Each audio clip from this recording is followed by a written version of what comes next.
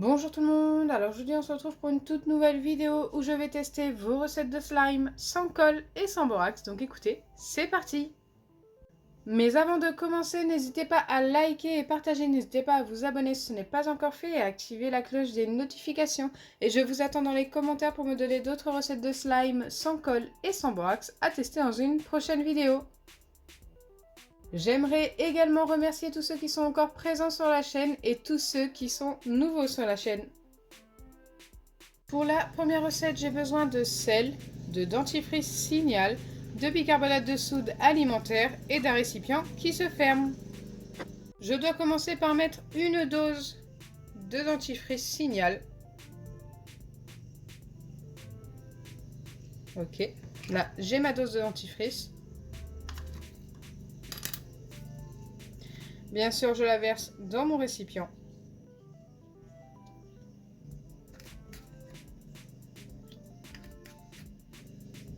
Une fois que c'est fait, je dois ajouter une demi-dose de bicarbonate de soude alimentaire. Donc c'est parti, on reprend la même dose et on en met une demi.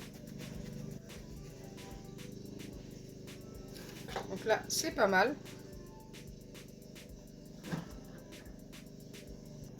Et je dois ajouter 2 pincées de sel. Une et deux. Mince, je vais tomber un petit peu de bicarbonate, c'est pas très grave. Et bien sûr, je mélange le tout.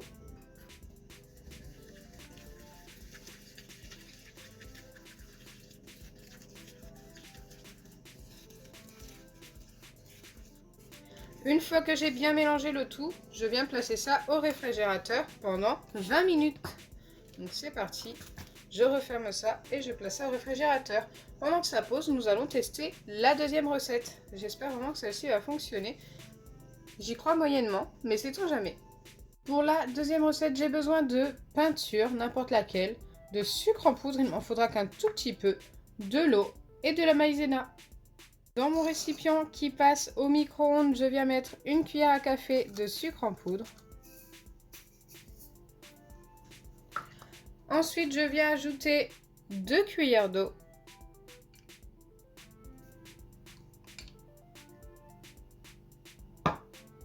Et enfin, j'y ajoute une cuillère de peinture.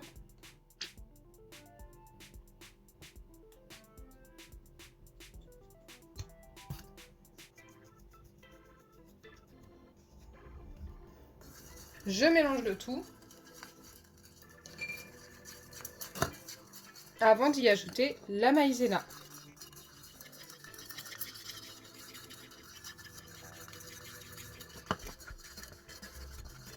Et la maïzena, il m'en faut une bonne cuillère à café bien bombée.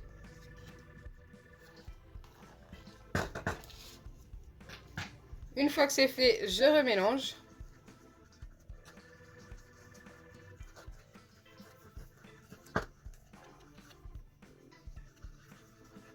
C'est assez long à mélanger, c'est tout à fait normal.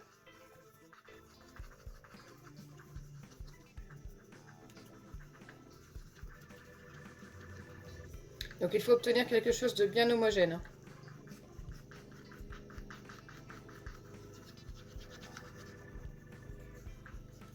Ok, je pense que là, je suis pas mal.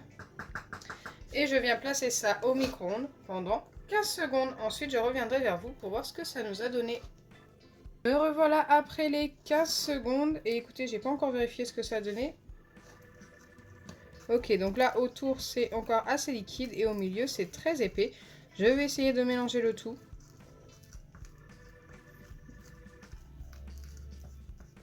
Mais ça me paraît vraiment trop épais pour avoir fonctionné. Après, je ne sais pas, on va attendre que ça refroidisse pour pouvoir prendre ça dans les mains.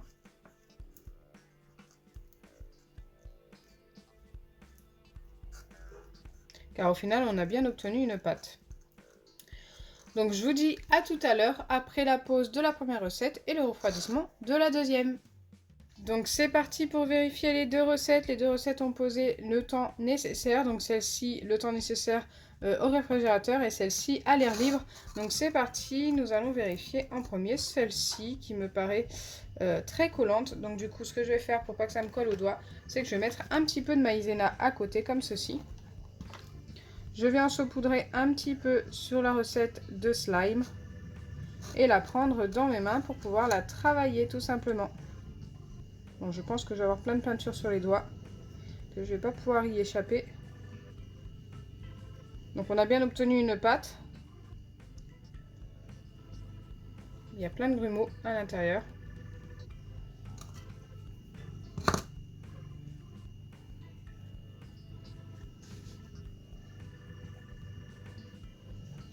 Donc je la travaille pendant 1 ou 2 bonnes minutes.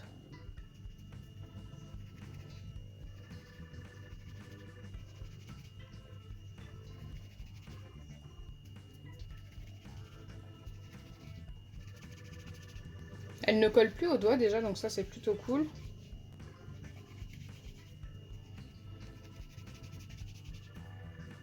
Donc là je pense l'avoir assez travaillé. Écoutez, comme vous pouvez le voir, on obtient une pâte, mais ça ne s'étire vraiment pas beaucoup. C'est un butter slime.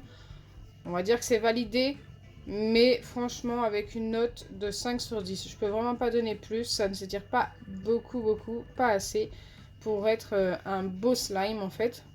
N'hésitez pas à reproduire cette recette, mais en mettant un petit peu moins de maïzena, peut-être que ça s'étirera plus. Allez, on va vérifier la première recette que j'ai testée dans cette vidéo. Donc c'est parti.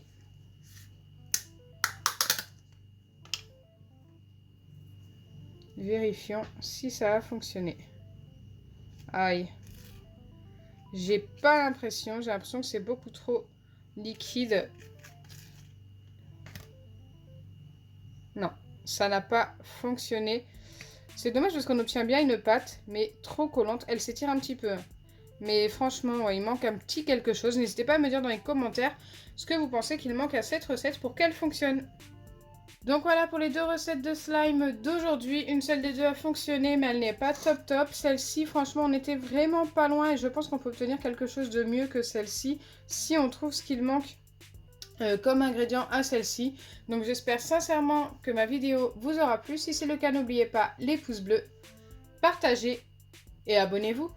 Bisous les amis, et je vous attends dans les commentaires pour me dire ce que vous pensez qu'il manque dans cette recette et on la retestera peut-être dans une prochaine vidéo.